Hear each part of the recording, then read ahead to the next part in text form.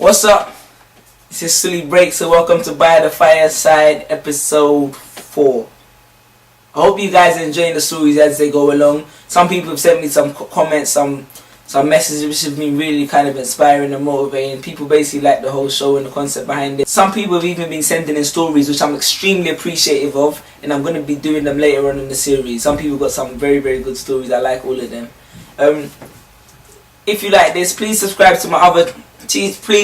to this channel, not my other one, and check out my other shows, Riddle and Poetry Weekly, which also Poetry Weekly is weekly as it says in the name. Riddle comes every other Wednesday. Other than that, let's get into it. This story, it's not. I found it. Someone sent it to me in an email, so I'm not sure exactly. I'm not quite sure the author because it wasn't stated underneath, but it's fairly So I didn't make this one up, just to make that clear. I'm not sure the author, so I can't give them credit, but I think it has a positive, strong message behind it. Not even this message. I just think it's a very clever, quite a story. So I self-titled it, as always. When it doesn't have a name, I try to self-title it. So I called this one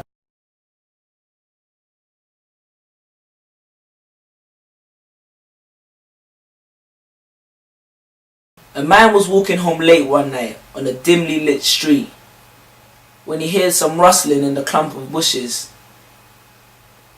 He paused, took his time to see what was going on over there. Like, he thought, what's this noise? He took his time, only to find out that what he was hearing were undoubtedly the sounds of an attack. Someone was being attacked behind the bushes. His first instinct was to curse himself. He thought to himself, why did I decide to take this new route home? I should have taken my old route. What was I thinking? Damn. So he's standing there cursing himself. And the thought process begins to develop. Should he help? And he thinks, what if I become another statistic? What I should do is really go to the nearest phone box, call the police, be out of it, keep myself out of it. Like, I can't do this, you know. I have kids to think about. I can't be getting involved in this. And even though it seemed this whole thought process seemed like an eternity, it took place in a matter of seconds. And already in that short space of time, you could hear the sounds of the woman who was being attacked. Her voice was lowering, meaning she was losing air. She was whimpering. He knew that he had to act quick. Not knowing where he found the resolve from, he decided that he was going to do something to help her.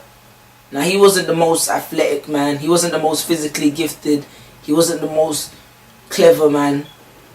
But the moment he decided that he was going to help her, he became strangely transformed. Something inside him transformed.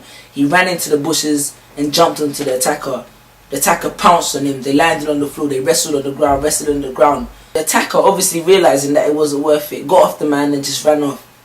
Now the man gets up and he's panting hard. His heart's beating. He don't know what could have happened to him at that moment, but he still stood up. He's panting hard. And he looks around for the girl. And he finds her behind the tree. You can see her behind the tree from where he's standing. And she can see that, and he can see that she's still trembling from the shock of what happened.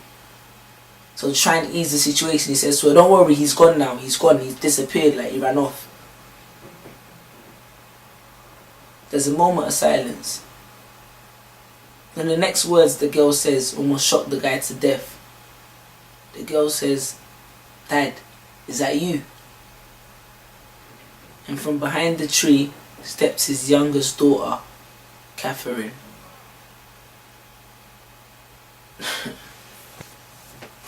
Yeah, that was a short story, innit? But I really like the thinking behind. I like the thinking process behind the story. I think it was really innovative, and it's all about finding what's the strength within yourself, isn't it? There's a quote which I really like. You know, I always give you quotes which says, "What lies behind us and what lies before us are tiny matters compared to what lies within us." That shows, like, it's not just in terms of like when you're in danger and stuff. Always find the inner strength to yourself, you know. There's always something inside. If you're tired and you feel like you can't do something no more, there's always that inner strength. I'm not a motivational speaker. I'm just telling you what I got from the story, innit? Like, just, you never know what the outcome may be, you know. But I just want to emphasize on how different we can be if we just set our mind to it. The great Dr. Martin Luther King said, I'm sure all of you know who he is, said, take the first step in faith. You don't need to see the rest of the staircase. Just take the first step. You guys out there, believe in yourself, do your thing. That's Suli Breaks. Make sure you subscribe to the channel. That's another episode of By the Fireside. I got another one for you next week, God willing.